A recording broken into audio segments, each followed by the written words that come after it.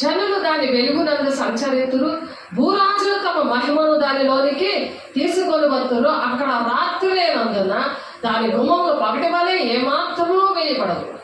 అక్కడ రాత్రి లేదు కాబట్టి రాత్రి ఉండదు. ఇక్కడ రాత్రి పగలు అవుతుంది కదా, అక్కడ రాత్రి ఉండదు. దాని గుమ్మములు పగటి వేళ ఏమాత్రమును వేయబడవు. ఆ రాత్రి ఆ గుమ్మములు ఎప్పుడు కూడా తెరిచే ఉంటాయి, ఎప్పుడు తెరిచేది. జనములు తమ మహిమను ఘనతను దానిలోకి తీసుకొని వస్తారు. తన మహిమను ఘనతను, జనములు తమ మహిమను ఘనతను, జనములు ఏంటంటే దేవుని యొక్క మహిమను ఘనతను దానిలోకి తీసుకొని వస్తాయి. గొర్రె పిల్ల యొక్క జీవ గ్రంథమందు వ్రాయబడిన వారే దానిలో ప్రవేశించుతారు. కానీ నిషిద్ధమైన దేనైనను, నిషిద్ధమైనదంటే పెంట లాంటి మనుషులు, పెంటలాగా ఉన్న వాళ్ళు, అపవిత్రమైన పనులు చేస్తున్నారు, దేవుని ఆలయాన్ని పాడు చేసిన వాళ్ళని దేవుడు పాడు చేస్తాను అంటున్నాడు. దేవుని ఆలయంలోని ప్రవర్తన జాగ్రత్త అంటున్నారు. అందుకే అగ్నిగుండం ఉంటుంది అనమాట వాళ్ళకి దేవుని ఆలయంలో కరెక్ట్గా లేకపోతే. గొర్రె పిల్ల యొక్క జీవగ్రంథం వారి వ్రాయబడిన వారే, జీవగ్రంథంలో వాళ్ళ పేరు ఉండదు.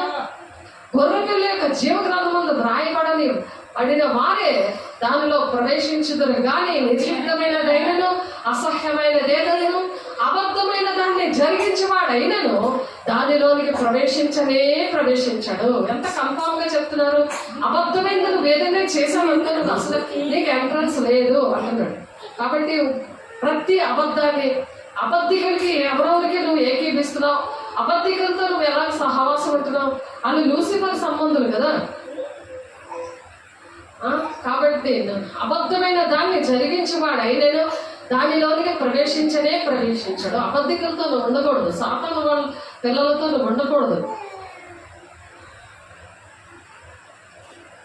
అందుకనే ఎవరైతే అటువంటి వారికి ఉండకుండా దేవుని పిల్లలకి సహకరిస్తారో, ఫిలిప్పీలు 4:3 నిజమైన సహకారి ఆ స్త్రీల కెవెంతులో నా ఇతర సహకారులతో సువార్త పనిలో నాతో కూడా ప్రయాసపడిన వారు గనుక వారికి సహాయం చేయమని నిన్ను వేడుకొనిచున్నాను. ఆ సహకారుల పేర్లు జీవ గ్రంథంలో ఉంటాయట. సహకరిస్తే చాలు, నువ్వు సహకరించాలి, వాక్యం నేర్చుకోవాలి, సహకరించాలి, వాక్యం చెప్పాలి, నీ ఇంటి వారికి చెప్పాలి. నువ్వు వెళ్తున్న చోటల్లా కూడా, నువ్వు అడుగుపెట్టిన చోటల్లా, ఎందుకంటే దేహాన్ని ఆలయంగా చేశాడు కదా, పరిశుద్ధాత్మక ఆలయంగా ఉంది కదా దేహము. ఆ దేహాన్ని మళ్ళీ నువ్వు పాడు చేసుకోకూడదు. దేవుడు కనికరించి పరిశుద్ధాత్మను ఇచ్చాడు, దాన్ని నువ్వు మళ్ళా పాడు చేసుకొని మళ్ళీ పెంటదోళ్ళకి తయారయ్యి రాకూడదు. సహకరించాలి, దేవుని పనికి సహకరించాలి, దేవుని సన్నిధి తీసుకురావాలి, సేవకుల దగ్గర తీసుకురావాలి. అది దేవుడు చెప్తున్న పని అంటే అలాగే దేవుని సహకరించాలని దేవుడు ఆశపడుతున్నాడు. దేవునికి మహిమ కలుగును గాక. అలా పరిశుద్ధాత్మ పొందుకున్న వాళ్ళు ఇంకా ఏం చేయాలంట, అందరితో సమాధానమును పరిశుద్ధతయు కలిగి ఉండుటకు ప్రయత్నించుడి. అందరితో కూడా సమాధానం ఉండాలి, పరిశుద్ధంగా ఉండాలి. పరిశుద్ధత లేకుండా ఎవడను ప్రభువును చూడలేడు. అందుకని పరిశుద్ధత అనేది అంత ఇంపార్టెంట్. అపవిత్రమైన పనులు చేయకూడదు. హెబ్రీయులకు రాసిన పత్రిక 12:14 నువ్వు అపవిత్రమైన పనులు చేసి డబ్బులు సంపాదించుకుంటే ఇక్కడే ఉండిపోతావు. ఈ బంగారు పట్టణానికి, పరిశుద్ధ పట్టణానికి రాలేవు. ఆ పెంట మనుషులతో ఉండిపోతావు. తినుచులు, త్రాగుచు, పెళ్లికి ఇచ్చుకుంచు, త్రాగుబోతులతో ఉంటావు, మత్తులో ఉంటావు. ఇంకా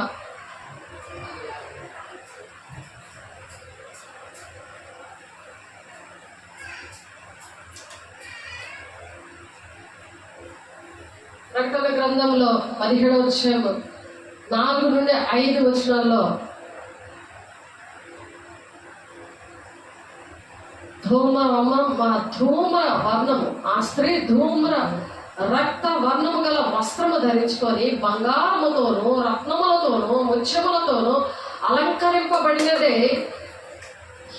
హేయమైన కార్యములతోనూ తాను చేయుచున్న వ్యభిచార సంబంధమైన అపవిత్ర కార్యములతోనూ నిండిన యొక్క సువర్ణ పాత్రను తన చేత పట్టుకొని ఉండెను. దాని నొసట దాని పేరు ఈరాకు వ్రాయబడి ఉండెను. మర్మము వేశ్యలకును భూములన్నీ హేయమైన వాటికి తల్లి అయిన మహాబబులోను.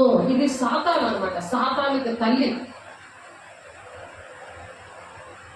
అటువంటి వారితో సాంగత్యం చేయకూడదు, అక్కడ నిలబడకూడదు కూడా.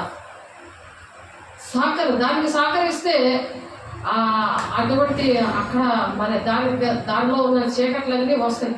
ఆ సహకరించకూడదు. దేవుని బిడ్డలకి సహకరించాలి, దేవుని బిడ్డలతో ఉండాలి. ప్రకటన ఎప్పుడైతే అలా ఉంటారో, ప్రకటన గ్రంథం 20:12 వచనంలో, మరియు గొప్పవారేమి కొద్దివారేమి మృతులైన వారందరూ ఆ సింహాసనం ఎదుట నిలబడి ఉండట చూచితిని. అప్పుడు గ్రంథములు విప్పబడెను. గొప్పోళ్ళేంటి, పేదోళ్ళేంటి, చనిపోయిన వాళ్ళేంటి, వాళ్ళందరూ కూడా ఆ ధవల సింహాసనం దగ్గర నిలబడ్డారట. మరియు జీవ గ్రంథమును వేరొక గ్రంథము విప్పబడింది. అక్కడ జీవ గ్రంథము వేరొక గ్రంథము విప్పబడినప్పుడు ఆ గ్రంథము యందు వ్రాయబడి ఉన్న వాటిని బట్టి తమ క్రియలు చొప్పున మృతులు తీర్పు పొందిరి. తీర్పు అనేది అక్కడ ఉంటది. చనిపోయినా సరే వారిని దేవుడు బ్రతికించి ధవల సింహాసనం దగ్గర కూర్చోబెడతాడు. అలా సముద్రంలో ఉన్నా, ఎక్కడ సమాధిలో ఉన్నా, ఎక్కడున్నా సరే అందరికీ తీర్పు ఉంటుంది. అందుకనే దేవుని రాజ్యానికి వెళ్ళాలని ఎప్పుడు కూడా అయ్యో చనిపోతామేమో, ఏ క్షణాన్ని మరణం వస్తుందో, లేకపోతే ఏ క్షణాన్ని దేవుడు వస్తాడో అని సిద్ధంగా ఉండాలి. మనము దేవుని రాజ్యానికి వెళ్ళడానికి దేవుని మాటల వాక్యం బాగా నేర్చుకొని అలా సిద్ధంగా ఉండాలని దేవుడు ఆశపడుతున్నాడు. దేవుడు ఆశను మనము దేవుడు ఎందుకు ఈ కృపకాలంలో ఎటువంటి తప్పు చేసినా వెంటనే క్షమించేసి మళ్ళా దేవుని ఆత్మను కుమ్మరిస్తున్నాడు. ఎందుకనంటే దేవుని రాజ్యానికి వెళ్ళాలని దేవుడు ఎంత ఆశపడుతున్నాడు. మీ సేవకులు అంతా ఆశపడుతున్నారు. మీరు మళ్ళీ ఆ చెత్త పనులు చేయకూడదు. వాక్యానుసారం నడుస్తున్నామా లేదని వాక్యం నేర్చుకుంటే తెలుస్తుంది. వాక్యం నేర్చుకోకపోతే నీకు తెలియదు, మంచి చెడ్డ తెలియదు కదా. దేవుడు నీకు నడిపించాడు కదా. ఆ దేవుడు వాక్యం చదవకపోతే అదే ప్లేస్లో ఆ పరలోక రాజ్యమైన సింహాసనంలో సాతాను వచ్చి కూర్చుంటాడు. నీకు అర్థమవుతుంది దేవుడే ఉన్నాడని. నువ్వు తింటా పడుకుంటా హాయిగా ఉంటావు. వాక్యం మాత్రం చదవు. ఆ వాక్యం చదవకపోతే దేవుడు లేనట్టు లెక్క. వాక్య ప్రకారం నువ్వు నడవలేవు. సాతాను చెప్పినట్టు నడుస్తూ ఉంటావు. జయించేవాడు వీటిని స్వతంత్రించుకోను. నేను అతడికి దేవుడనే ఉండను, అతడు నాకు కుమారుడే ఉండును. ఎప్పుడైతే నువ్వు జయిస్తావో ఈ లోకంలో పరిశుద్ధాలు పొందుకొని అనేక మందికి నీ సాక్ష్యం ద్వారా అనేక మందిని రక్షిస్తూ, రోగులు స్వస్థపరుస్తూ, దెయ్యాలు వెళ్ళగొడుతూ, మరి పరిచయంలో సహకరిస్తూ, దేవుని రాజ్యం కట్టే విషయంలో ఆలయంలో నువ్వు పరిచయం చేస్తూ సేవకులతో ఉంటూ అలా ఉన్నప్పుడు ఆ జయించేవాడట స్వతంత్రించుకుంటాడంటే నేను అతనికి దేవుడినే ఉండును, అతడు నాకు కుమారుడే ఉండును ఉంటాడంట. దేవుడికి కుమారుడుగా అప్పుడు ఉంటారనమాట. ఎవరైతే మన పరిశుద్ధాత్మ లేనోళ్ళు ఏంటంటే సాతానుడు ఉంది, వాళ్ళకి ఎక్కడికైనా తిరిగితనం పెట్టేస్తాడు. అమ్మో అమ్మో అమ్మో అమ్మో వాళ్ళు అక్కడికి వెళ్ళలేను, అక్కడ ప్రార్థన చేస్తా దెయ్యాలు వస్తాయి అని భ్రమపరిచే ఆత్మ. మామూలుగా లోకము దేవుళ్ళే పెరుగుతారు, నాకెందుకు ఆ గోళ, వాళ్ళు ఏమైపోతాయి నాకెందుకు అనే పరిస్థితులను తిరిగితనం తెస్తాడు దుష్టుడు. అవిశ్వాసం వచ్చేస్తుంది దానికి. మరి వాళ్ళు అసహించుకుంటుంటారు. ఆ చీకట్లు పట్టిన వాళ్ళని, పేదోళ్ళని, మరి పాపంలో శాపంలో ఉన్న వాళ్ళని అసహించుకుంటారు. సహోదరుని ద్వేషిస్తే నరహంతకుడు అని ఉంది వాక్యం. లోక స్నేహము దేవునితో వైరమని మీరు ఎరుగరా వ్యభిచారులారా అంటున్నాడు. వాళ్ళని లోక స్నేహం చేసిన వాళ్ళని వ్యభిచారులారా అంటున్నారు. మరి మాంత్రికులు ఏమి తెలియకుండా మంత్రాలు వేసేస్తూ ఉంటారు, వాళ్ళకి చెడుపులు చిల్లకలు పెట్టేస్తూ ఉంటారు. మరి దేవుణ్ణి ప్లేస్ ఇవ్వకుండా కొడుక్కి కూతురికి మరి ఉద్యోగానికి తల్లికి తండ్రికి ప్లేస్ ఇస్తుంటారు. దేవుడు ప్లేస్ని దేవుడికి బైబిల్ చదవడానికి, సేవకులతో మాట్లాడడానికి, సన్నిధికి రావడానికి టైం లేదంటారు. విగ్రహంగా చేసుకుంటారు. ఇంటిని, ఒంటిని, ఉద్యోగాన్ని, మనుషుల్ని విగ్రహంగా చేసుకుంటారు. దానికోసం 10 అబద్ధాలు ఆడతారు. వాడికి ఖచ్చితంగా అగ్నిగుండం ఉంటుంది అని చెప్తున్నారు. ఖచ్చితంగా వాళ్ళకి అగ్నిగుండం ఉంటుందని చెప్తున్నారు. దేవుడి చదువుతున్నాను, చూడు, విను, రాసుకో. ప్రకటన 21:8 వచ్చారు. పిరిగి వారిను అవిశ్వాసులను పిరిగి వారంటే నువ్వు దేవుని పని చేయడానికి పిరిగి దానిలో ఉన్నావు, పిరిగిలో ఉన్నావు. దేవుడిని అభిషేకించినా సరే పిరిగి దానిలో నువ్వు ఎవ్వరికి కూడా నువ్వు రక్షించకుండా ఉన్నావు. సాక్ష్యం చెప్పలేకపోతున్నావు. వాళ్ళ రోగులు స్వస్థపరచట్లేదు, దెయ్యాలు వెళ్ళగొట్టట్లేదు, దేవుని రాజ్యం నాలో ఉందని నువ్వు చెప్పలేకపోతున్నావు. అలా రుజువుపరచుకోలేకపోతున్నావు. అవిశ్వాసులు, విశ్వాసం లేదు నీకు. విశ్వాసం లేకుండా దేవునికి ఇష్టడే ఉంటే అసాధ్యం అంటున్నారు. ఆ విశ్వాసంతో, నిరీక్షణతో నీకు ఎన్ని కష్టాలు వచ్చినా, ఎన్ని కన్నీళ్ళున్నా, నువ్వు దేవుని మీద సేవకుల మీద ఏర్పాటు చేయకూడదు. వాళ్ళ సహవాసంలో నువ్వు ఉండాలి. అసహ్యులు అసహ్యులు అంటే దేవునికి ఇష్టంగా లేకుండా వాళ్ళు అసహ్యులు ఉంటారు. కొంతమంది పాపంలో శాపంలో ఉన్న వాళ్ళే అసహించుకుంటారు. నరహంతకులు, నీ పొరుగు వాళ్ళు ప్రేమించకపోతే నరహంతకుడు అని ఉంది యోహాను పత్రికలో. అలాగే వ్యభిచారులు యాకోబు 4:4 ఉంది. లోక స్నేహం ఎక్కువ, ఫ్రెండ్స్తో మాట్లాడడం, ఉద్యోగంలో ఆ కొలుసుతో మాట్లాడడం, ఎప్పుడు నీ రాజ్యం కట్టుకోవడం, ఇది లోకం భూ సంబంధమైన వెతుక్కోవడం. దేవుని రాజ్యం కట్టుకోవడానికి కానీ వాక్యం చదవడానికి కానీ టైం ఉండదు.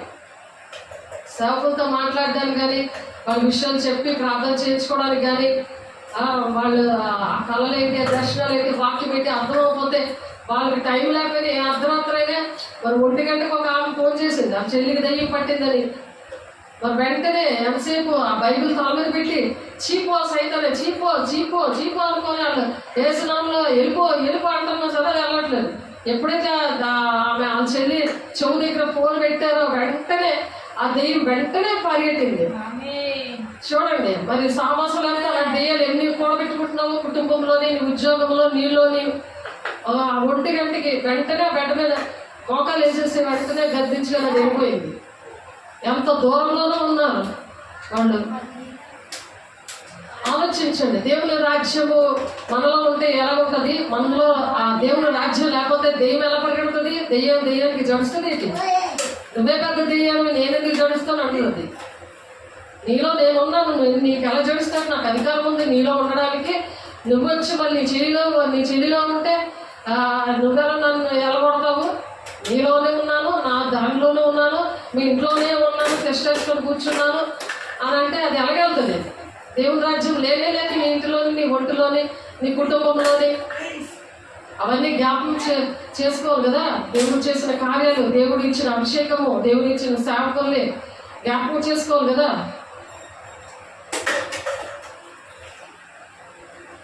విగ్రహారాధన ప్రేమించడం అన్నమాట. భూ సంబంధమైనవే ప్రేమిస్తూ ఉంటారు. భౌతికంగా విగ్రహారాధన కాదు అదనుకుంటారు. అది అలాగే విగ్రహారాధనే. కానీ నువ్వు దేవునికన్నా ఎక్కువ దేన్ని ప్రేమిస్తున్నావో దేనిని నువ్వు విగ్రహంగా చేసుకోకూడదు, దానికి సాగిలో పడకూడదు, దాన్ని పూజించకూడదు అంటే దేనికి నువ్వు టైం ఎక్కువ ఇస్తున్నావో 10 ఆజ్ఞలు ఉంటుంది కదా, అది దానికి ఎక్కువ టైం ఇస్తున్నావు. అదే విగ్రహారాధన. అబద్ధికులందరూ అగ్నిగంధకంలో మండుగుండంలో పడతారట. అగ్నిగుండంలో మండుగుండంలో అబద్ధికులు. నువ్వు అబద్ధాలు ఆడేస్తున్నావు. నేను ఆడట్లేదు, నా అబద్ధం ఆడేస్తాను. పైపు ఏమి ఎలా పెట్టమంటే అలా పెట్టేసి నేను పెట్టలేదే నా అబద్ధం ఆడతాను. నేను పరిశుద్ధాన్ని పొందుకోలేదు నువ్వు అంటే పొందుకున్నాననే ఖచ్చితంగా నా అబద్ధం ఆడేస్తాను. అదేం చేసింది? సాక్ష్యం పాడు చేసేసింది. నీ సాక్ష్యం పాడైపోయింది, అది నిలబెట్టుకోను. మళ్ళా దేవా నువ్వు నాలోకి వచ్చావయ్యా, నేను పోగొట్టుకోను, ఇంకా నీ మహిమతో నేను నింపబడతానని చేతులెత్తి ప్రమాణం చేయాలి, లంపలేసుకోవాలి, దేవుని దగ్గర తీర్మానం చేసుకోవాలి. ఆయన వస్తాడులే పోతాడులే అన్నట్టు ఉంటే ఆ పరిశుద్ధాత్మ లేక ఎంతమంది ఏడుస్తున్నారు, ఎంతమంది పిలిచైపోతున్నారు. పరిశుద్ధాత్మ దేవుడు నీ సేవకుల ద్వారా వచ్చింది. ఆ సేవకుల్లో ఉన్న వాళ్ళు నీ మీదకి వచ్చింది. వాళ్ళ ఆశీర్వాదాలు నీ మీదకి వస్తున్నాయి. వాళ్ళు నువ్వు ప్రేమిస్తున్నావు కాబట్టి వస్తున్నాయి. నువ్వు ప్రేమించకపోతే నీ దగ్గరికి ఏంటి వస్తాయి? సాతాను వస్తాయి. నువ్వు ప్రేమించకపోతే, సేవకులను ప్రేమించలేదనుకో ఆ సాతాను ఆత్మ వస్తుంది నీ మీదకి. దేవుడు వస్తున్నాడు నా దగ్గరికి, నా దేవుడు నా పక్కనే ఉన్నాడు, నా లోపలే ఉన్నాడు, నా భ్రమలో ఉండకూడదు. దేవా నాకు అర్హత లేకపోయినా నువ్వు నాలో ఉన్నావయ్యా అని అనుకోవాలి. అబద్ధికులందరూ కూడా ఇలాగ అబద్ధాలు ఆడిన వాళ్ళు అందరూ కూడా అగ్నిగుండంలో ఖచ్చితంగా పడతారండి. ప్రాణం పైన నేను అబద్ధం ఆడయ్యా అని తీర్మానం చేసుకోవాలి ప్రతి ఒక్కరు కూడా. అబద్ధికులు వెళ్ళరు. ఏదో నేను అందరూ ఆడుతున్నారు కదా నేను ఆడేస్తానంటే దేవుడు ప్రత్యేకించుకున్నాడు. ఇరుకు మార్గంలో పోరాడాలి మనం. ఎంత కష్టమైనా సరే అబద్ధం ఆడకూడదు. ఇరుకు మార్గంలో ప్రవేశించే పోరాడండి అంటున్నాడు దేవుడు. ఇది పోరాటం. ఇది భయముతో భక్తితో నీ రక్షణ కాపాడుకోమంటున్నాడు దేవుడు. ఇంటినే వెళ్ళిపోరు, అందరూ వెళ్ళిపోరు దేవుని రాజ్యానికి. వాక్యం నీకు నేర్చుకోమంటుంటే అలా చాపుకొని పడుకోవడం కాదు. అక్కడ వేస్తాడు దరువులు, ఇలాగలా కాదు దరువులు. అక్కడ దరువులకు బాగా సిద్ధపడిపోతున్నావు. ఎవరికి లేని భాగ్యం నీకు ఇచ్చాడు దేవుని ఆలయంలో. ఎక్కడెక్కడో ఉండి వాక్యం ఫోన్లోనే మరి ఫోన్లు చేసి ఎక్కడ నుండో ఎన్నో అద్భుత కార్యాలు దేవుడు చేస్తున్నారండి. నీకు ఎదురుగుండా దేవుడు సేవకులు కనిపిస్తుంటే నీకు లెక్కలేదు, నీకు దేవుడు కనిపిస్తున్నా లెక్కలేదు. నీ ఇల్లు అనుకుంటున్నావు, దేవుడి ఇల్లు నీ ఇల్లు అనుకుంటున్నావు. జాగ్రత్త. ప్రసంగ 5:1 ఉంటుంది, జాగ్రత్త అంటాడు. మీ దేవుని సన్నిధిలో నీ ప్రవర్తన జాగ్రత్త. మరణం ఏర్పడి చేస్తుంది. నువ్వు జీవిస్తున్నావు కానీ మృతుడే అంటాడు ప్రకటన 3వ అధ్యాయంలో. అందుకే నువ్వు జీవిస్తున్నావు చచ్చిపోయినాడు కింద లెక్క. మనుషుల దృష్టిలో నువ్వు చచ్చిపోయినట్టు, దేవుడి దృష్టిలో చచ్చిపోయాడు. దేవుడి దృష్టిలో లేవు. ఇక్కడ నుండి తీసేసాడు ఆయన తలంపుల్లో నుంచి, ఆయన మైండ్లో నుంచి నేను తీసి పారేశాడు. నువ్వు దెయ్యం బిడ్డగా ఉన్నావు. నువ్వు తెలుసుకొని లంపలో వేసుకొని, దేవా నేను వాక్యం నేర్చుకుంటాను. వాక్యం ఎన్ని వాక్యాలు మీరు త్వరగా నేర్చుకుంటే నేను ప్రతిదీ ఒక్కొక్కటి రాస్తాను. చదువుకోండి. చదువుకొని ఆ వాక్యం పట్టుకొని సంభవింపోయే సంగతులు మీ జీవితాలు ఎలా ఉంటాయి అది దేవుడిని అడగండి. దేవుడు మీతోనే మాట్లాడుతున్నాడు కదా, మీకే కనిపిస్తున్నాడు కదా. నాలో ఉన్నట్టు దేవుడు చూపించాడు కదా. బెడ్ మీద వచ్చపోసేస్తూ ఉండేవాడివి, చేయి పట్టుకున్నాడు. పాస్టర్ గారు వచ్చి చేయి పట్టుకుని ఇలా లేపగానే ఇలా గాలిలో తేలిపోయినట్టు యేసయ్య నాకు చేయి పట్టుకున్నాడు అని అంటున్నారు. కళ్ళు ఇప్పేసరికి పాస్టర్ గారు కనబడుతున్నారు. యేసయ్య నాలో ఉన్నట్టు చూశారు కదా, మరి మాటలు వినాలి కదా. ఈ నెల జరిగింది, మాట వినాలి కదా, వాక్యం నేర్చుకోవాలి కదా. ఒక పిల్లలాగా ఉన్న వాళ్ళని చక్కగా హాస్టల్లో వేసి చక్కగా మంచి బట్టలు కొని మంచి చదువులు చదివిస్తుంటే దేవుని చదువు నీకు అసహ్యం చేసింది ఎవరు? దెయ్యమా దేవుడా? నీకు అసహ్యం ఎందుకు వస్తుంది? ఆ దెయ్యమే నేను నరకానికి ఈడ్చుకొని వెళ్ళిపోవడానికి అది తాతాలు ఆడిపోతుంది. నీకు ఇష్టం ఉండట్లేదు, దేవుని సన్నిధి ఇష్టం ఉండట్లేదు, దేవుని మాటలు ఇష్టం ఉండట్లేదు. ఇంట్లో ఒకరు వెలిగించబడ్డారంటే కన్నీరు కార్చాలి అటువంటి వారి కోసం. రక్షించు ప్రభా, నీ మాట వింటానయ్యా, నీకు లోపడతానయ్యా, వాక్యం నేర్చుకొని వాక్యం పట్టుకొని ప్రార్థన చేయాలి. దేవుని ఆత్మను పొందుకుంటూ సేవకుల కోసం, దేవుని రాజ్యం కోసం, కుటుంబాల కోసం, ఎంతమంది కోసం నీకు ప్రార్థన చేయమని చెప్పారో అవన్నీ మర్చిపోయి హాయిగా పడిపడిపోయి ఇది కాదు. పరిచర్య చేయాలి, పరిశుద్ధాత్మ పొందుకోవాలి, మరి వాక్యం నేర్చుకొని వాక్యం పట్టుకొని ప్రార్థన చేయాలి. అనుక్షరమ భాషతో మాట్లాడుకుంటూ దేవుని శక్తిని అలా నింపబడతా ఉండాలి, దేవుని ఆత్మతో నింపబడతా ఉండాలి. అప్పుడు సంభవింపబోయే సంగతులు దేవుడు ఏంటంటే చెప్పాడు అవి యోహాను 14:26 ఉంటుంది, జ్ఞాపకం చేస్తాడు ఆయన. సాతానుడు అలా చేయకపోయి అనుకో అలా తుడిచిపెట్టేస్తాడు. సాతాను మర్చిపోలే చేస్తాడు, నిర్లక్ష్యం వచ్చేస్తుంది. దేవుడు గుర్తుంటుంది. ఈ సాతానుడు సంగతులు నీకు బాగా గుర్తుంటాయి. ఎవరో ఏదన్నారని అవే గుర్తు పెట్టుకుంటారు. నీ పని చెప్తా నీకు టైం వస్తుంది కదా అన్నట్టు ఉంటారు. ఆ పిల్లలు పట్టించుకోరు, ఇంటిని పట్టించుకోరు, డబ్బు వ్యామోహంలో పడిపోతారు. అవేమీ రావు.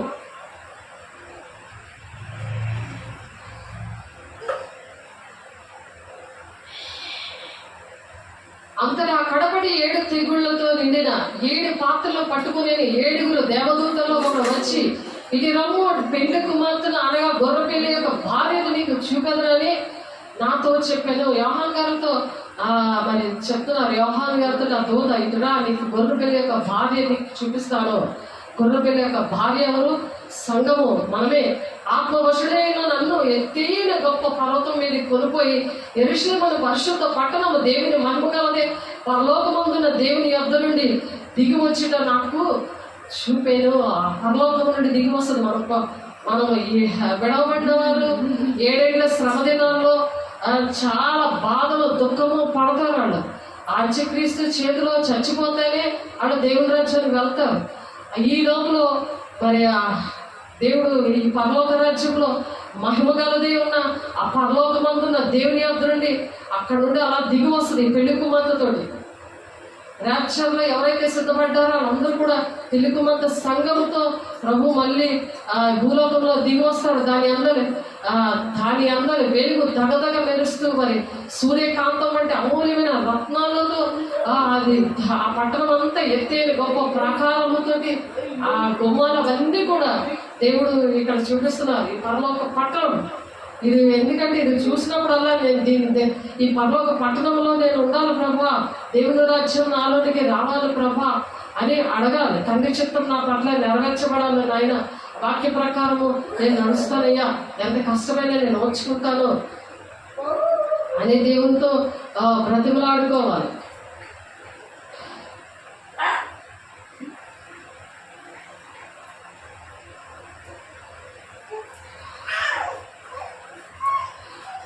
చాలా మంది బుద్ధిహీనులు ఏమనుకుంటారంటే దేవుడు లేడు అని అంటారు. ఎందుకంటే సాతానుడు కొన్ని కార్యాలు చేస్తాడు, దేవుడే అనుకోని అనుకుంటాడు, దేవుడు ఇలా చేశాడు అని అనుకుంటారు. కీర్తన గ్రంథం 14 వచ్చాము 15 వచనము నుండి చదివితే అక్కడ అందరు చూడండి, బుద్ధిహీనులంట దేవుడు లేడు, దేవుడు ఉంటే ఎందుకు ఇలా జరుగుతుంది అని అంటారు. వీళ్ళు చేసిన తప్పులకి దేవుడిని పక్కన పెట్టినందుకు జరుగుతాయి, కొన్ని పాఠాలు జరుగుతాయి. 1 నుండి 5-7 వచనాలు చూద్దాం. దేవుడు లేడని బుద్ధిహీనులు తమ హృదయంలో అనుకుందరు, వారు చెడిపోయిన వారు అసహ్య కార్యములు చేయుదురు. మేలు చేయవాడు ఒక్కడూ లేడు, వివేకము కలిగి దేవుని వెతుకువారు కలరేమో అని యెహోవా ఆకాశమును చూచి నరులను పరిశీలిస్తాడంట. దేవుడు కోసం ఎవరైనా వెతుకుతున్నారా? నాతో మాట్లాడవా దేవా, నాకు ఎందుకు ఇలా జరిగింది అని అడిగిన వాళ్ళంట ఎవరు లేరు. అసలు దేవుడిని వెతికిన వాళ్ళే ఎవరు లేరంట. యెహోవా దేవుడు పరిశీలిస్తున్నాడంట. వారందరూ దారి తొలగి బొత్తిగా చెడి ఉన్నారు, మేలు చేయవారు లేరు, ఒక్కడైనానూ లేడు. ఎవరు కూడా మేలు చేయట్లేదు, ఆ స్వార్థం కోసం బ్రతికేస్తున్నారు. యెహోవాకు ప్రార్థన చేయక ఆహారము మింగినట్లు నా ప్రజలను మింగొచ్చు. పాపము చేయవారు అందరికీ తెలివి లేదా? పాపము చేయవారు బహుగా భయపడరు. పాపము చేయవారు బహుగా భయపడుతురు. పాపం చేయవారికి ఎక్కువ భయం ఉంటుంది, అందుకే ఆయన దేవుడి పని చేయలేరు, పిరికితనం వచ్చేస్తారు. ఎందుకనగా దేవుడు నీతిమంతుల సంతానం పక్షంలో ఉన్నాడు, నీతిమంతుల సంతానం పక్షాన ఉంటాడు ఆయన. అందుకని వాళ్ళకి భయం వేస్తుంది. బాధపడేవారి ఆలోచనలు మీరు తృణీకరించదు, అయినను యెహోవా వారికి ఆశ్రయుడే ఉన్నాడు. బాధపడేవారి ఆలోచనలు కూడా మీరు తృణీకరిస్తారా? ఆ బాధపడుతున్నారు, అయ్యో అదే ఉండదానికి సాడిస్టులకు తయారవుతారు, కఠినమైన హృదయంతో ఉంటారు వాళ్ళు. అయినను యెహోవా వారికి ఆశ్రయుడే ఉన్నాడు. దేవుడు మీరు వదిలేసిన, మీరు ద్రోహం చేసిన, మీరు దేవుడు రాజ్యాన్ని కట్టకపోయినా దేవుడు వారికి ఆశ్రయుడే ఉన్నాడు. సియోనులో నుండి ఇశ్రాయేలుకు రక్షణ కలుగును గాక. యెహోవా చెరలోని తన ప్రజలను రప్పించినప్పుడు యాకోబు హర్షించును, ఇశ్రాయేలు సంతోషించును. ఇశ్రాయేలుకి మరి రక్షణ ఆ విధంగా కలుగుతుంది. ఇశ్రాయేలు మరి సంతోషము కలుగుతుంది వాళ్ళకి. మరి రానున్న దినాల్లో మరి దేవుడు మరి 7 శ్రమ దినాలు ఆ లాస్ట్ కాలంలో సియోను కొండ మీదకి వచ్చినప్పుడు జకరియా 14:4 ఉంటుంది కదా. జకరియా 14 చదువుకొని ముగించాదాము. జకరియా గ్రంథము అక్కడ పరిగెత్తుకొని వస్తారు, నేనే దేవుడని చెప్తాడు. మరి అంత్యక్రీస్తు 3.5 సంవత్సరాలు చక్కగా చేస్తాడు.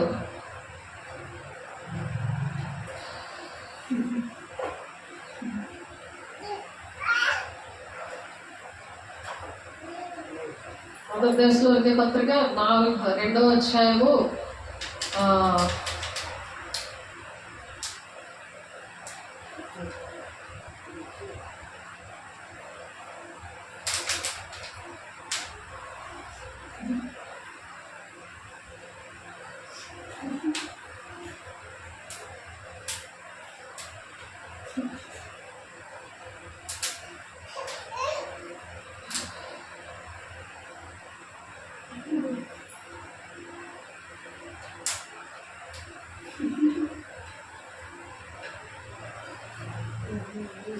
'నశించుచున్న వారు తాము రక్షించబట్టికే సత్యం విషయమైన ప్రేమను అవలంబింపకపోయి గనుక వారి రాక అబద్ధ విషయమైన సమస్త బలముతోనూ నానా విధములైన సూచక్రియలతోనూ మహత్కార్యములతోనూ దుర్నీతిని పుట్టించి సమస్త మోసముతోనూ నశించుచున్న వారిలో సాతాను కనవచ్చు బలమును అనుసరించుడును. ఇందుచేత సత్యమును నమ్మక దుర్నీతి అందు అభిలాష గల వారందరూ శిక్షావిధి పొందుటకై అబద్ధమును నమ్మునట్లు మోసము చేసే శక్తిని దేవుడు వారికి పంపుతున్నాడు. ఎప్పుడైతే వాళ్ళ దేవుని మాటలు వినకపోతారో, దేవుని ఆజ్ఞలు ఆయన కట్టడలు అనుసరించరో వాళ్ళకి దుర్నీతి అభిలాష. దుర్నీతి అంటే చెడ్డ పనులు చేయడానికి వాళ్ళకి అభిలాష, బాగా దాహం. వాళ్ళకి శిక్షానికి బాగా రావాలని అబద్ధమును నమ్ముతారు ఎక్కువ, సత్యాన్ని నమ్మరు. అబద్ధమును నమ్మునట్లు మోసము చే శక్తిని దేవుడే వారికి పంపించేస్తాడట. ప్రభు వల్ల ప్రేమింపబడిన సహోదరులారా, ఆత్మ మిమ్మల్ని పరిశుద్ధపరచడం వల్లనో మీరు సత్యమును నమ్మడం వల్లనో రక్షణ పొందుటకు దేవుడు ఆది నుండి మిమ్మల్ని ఏర్పరచుకుని గనుక మేము మిమ్మల్ని బట్టి ఎల్లప్పుడూ దేవునికి కృతజ్ఞతాస్తుతులు చెల్లింపబద్దులై ఉన్నాము. దేవుడితో ఉంటే దేవుడు పౌలు గారు చెప్తారు, కృతజ్ఞతాస్తుతులు చెల్లిస్తున్నాడు. దేవునికి కృతజ్ఞతాస్తుతులు సేవకులు కూడా చెప్తారు, అలబట్టి దేవా అని బిడ్డను దీవించు, నీ బిడ్డ ఇలా చేస్తుంది అని దీవిస్తారు దేవుడు. అలా సేవకుడు ఇక్కడ పౌలు గారు కూడా కృతజ్ఞతాస్తుతులు చెల్లిస్తున్నాడు. మీరు అలాగే రక్షించబడి మన ప్రభువైన యేసుక్రీస్తు యొక్క మహిమను పొందవాలని ఆయన మన సువార్త వల్ల మిమ్మల్ని పిలిచాడు. సువార్త వల్ల మనల్ని పిలుచుకున్నాడు దేవుడు. కాబట్టి సహోదరులారా, నిలకడగా ఉండి మా నోటి మాట వల్లనో మా పత్రిక వల్లనో మీకు బోధింపబడిన విధులను చేపట్టండి. పత్రికలు రాసిన పౌలు గారికి ఇక్కడ చక్కగా యూట్యూబ్లో దేవుడు పంపిస్తున్నారు కాబట్టి అవన్నీ కూడా చేపట్టేట్టు అంటున్నాడు. మన ప్రభువైన యేసుక్రీస్తును మనం ప్రేమించి కృపచేత నిత్యమైన ఆదరణయు శుభ నిరీక్షణయు అనుగ్రహించిన మన తండ్రి అయిన దేవుడును మీ హృదయములను ఆదరించి ప్రతి సత్కార్యమందును ప్రతి సద్వాక్యమందును మిమ్మల్ని స్థిరపరచునుగాక. ఆమేన్. ప్రార్థన చేసుకుందాం. ఈ స్థిరపరచాలన్నమాట. ఇటువంటి వాక్యంతో దేవుడు స్థిరపరిచినప్పుడు మీ హృదయాన్ని ఆదరిస్తాడు. మరి ప్రతి సత్కార్యం, ఏ సత్కార్యం చేసినా సరే ప్రతి సద్వాక్యము, మంచి వాక్యాన్ని మిమ్మల్ని ఆ వాక్యము మీలోనే దేవుడు స్థిరపరుస్తాడు అనమాట. అందుకని వాక్యము పవిత్రమైనది అంటున్నారు. ఆ పవిత్రమైన వాక్యము మనలో దేవుడు స్థిరపరచులాగా ప్రార్థన చేద్దాం. కళ్ళు మూసుకోండి, అందరూ కళ్ళు మూసుకోండి. పరిశుద్ధుడ, ప్రేమ గల దేవ, అభిషేక్తుడా, నీ కృపగల నామంలో, నీ మహిమగల నామంలో ప్రభా, అయా ఇంతవరకు మాతో మాట్లాడావు, మా బిడ్డలతో మాట్లాడేవయ్యా. చేతులెత్తిన బిడ్డలందరినీ అయా మీరు దీవించండి, ఆశీర్వదించండి నాయన. అయా మరి సద్వాక్యంలో నాయన అయా స్థిరపరచండి, నడిపించండి, మహిమ పొందుకోండి. అయా దిద్దుబాటు చేసుకోవడానికి దిద్దుబాటు ఆత్మలు కుమరించండి నాయన. అయా మీరే అధ్యక్షత వహించండి, నడిపించండి నాయన. కుటుంబాలని నాయన, మా దేశాన్ని ప్రభు, అయా మా గ్రామాలని రక్షించుకునే బాధ్యత ఇచ్చావు ప్రభా. తండ్రి వాక్యము నూరంతగా ఫలవంతంగా ఫలించడానికి సహాయం దయచేయండి ప్రభా. అయా మీరే మహిమ పొందుకోండి వేస్తున్నాములో. ప్రతిదీ నాయన నీ ఆజ్ఞలో పెట్టుకోండి ప్రభా. అయా నీ ఆజ్ఞలో కట్టలు అనుసరించకపోతే అయా అబద్ధము నమ్మునట్లు అయా నా తండ్రి మోసపుచ్చే ఆత్మకు అప్పచెప్తానంటున్నాం ప్రభా. అటువంటి ఆత్మకు అప్పచెప్పకుండా ప్రభు సద్వాక్యానికి నాయన స్థిరులుగా ఉండడానికి, అయ్యా సత్స్వరూపైన ఆత్మ వచ్చినప్పుడు సర్వ సత్యములోనికి నడిపించడానికి సహాయం దయచేయండి. అయా దేవానికి వందనాలు, మహిమగల దేవానికి స్తోత్రాలు నాయన. అయా నా తండ్రి రాబోయే సంగతులన్నీ బయలుపరచండి.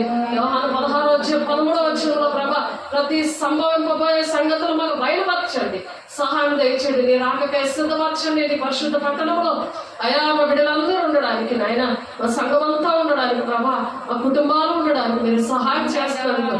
మీకే కోట్లాది వందనాలు స్తోత్రాలు చెల్లిస్తే యేసయ్య పరిశుద్ధ నామములో బ్రతిమలాడి వేడుకుంటున్నాం తండ్రి.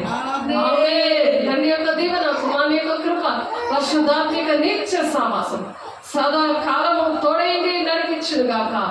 ఆమేన్. దేవునికి మహిమ కలుగును గాక. God bless you. దేవుడు దీవించి ఆశీర్వదించును గాక. ఆమేన్.